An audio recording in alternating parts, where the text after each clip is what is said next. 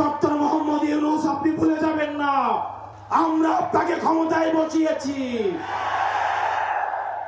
এবং নারী সংস্কার নিয়ে যে কনসার্ন আপনাদের কাছ থেকে এসেছে, আমরা চাই ডক্টর মোহাম্মদ ইউনূস এই কনসার্ন গুলোকে আপনি অতি সত্বর অ্যাড্রেস করবেন। আওয়ামী লীগ কোন রাজনৈতিক দল নয়। ৭১ পরবর্তী সময়ে শেখ মুজিব সর্বপ্রথম বাকশাল কায়েম করে গণতন্ত্রকে গলা টিপে হত্যা করেছে, নামিয়ে এনেছিল। সেই আওয়ামী লীগের আর পুনর্বাসন হবে না।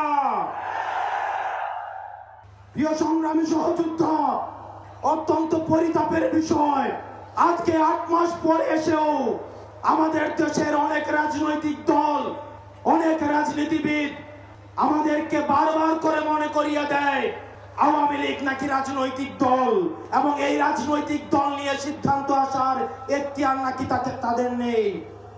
ডক্টর মোহাম্মদ ইউনূস গত কিছুদিন আগে বলেছেন আগামী নির্বাচনে আওয়ামী লীগ অংশগ্রহণ করবে কি করবে না সেটি সিদ্ধান্ত নাকি আওয়ামী লীগের।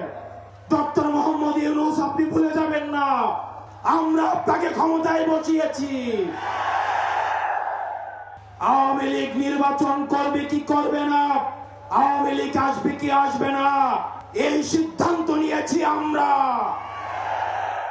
আওয়ামী লীগ মারা গিয়েছে বাংলাদেশে, আর জানাজা হয়েছে দিল্লিতে। আমার ভাই আবরার এবং শহীদ আবু আলিফের রক্তের উপরে পাড়া দিয়ে এই আওয়ামী লীগ বাংলাদেশে আসবে না। এই সংস্কার আমাদের দেশের সবচেয়ে বড় সংস্কার, আওয়ামী লীগকে নিষিদ্ধ করতে হবে। কোন কিন্তু অথবা নেই, আচ্ছা দেখছি এরকম কিছু নেই, আওয়ামী লীগকে নিষিদ্ধ করতেই হবে। আপনারা ভুলে গেলে চলবে না, আওয়ামী লীগ কোন রাজনৈতিক দল নয়। ৭১ পরবর্তী সময়ে আপনারা দেখেছেন শেখ মুজিব সর্বপ্রথম বাকশাল কায়েম করে গণতন্ত্রকে গলা টিপে হত্যা করেছে। এই বাকশালী দিয়ে ৩০,০০০ জাসদ কর্মীকে হত্যা করে সারা বাংলাদেশে কসাইতন্ত্র কায়েম করেছে। আওয়ামী লীগের লুটপাটের কারণে আপনারা দেখেছেন ৭৪-এর দুর্ভিক্ষে ১৫ লক্ষ মানুষ মারা গিয়েছে।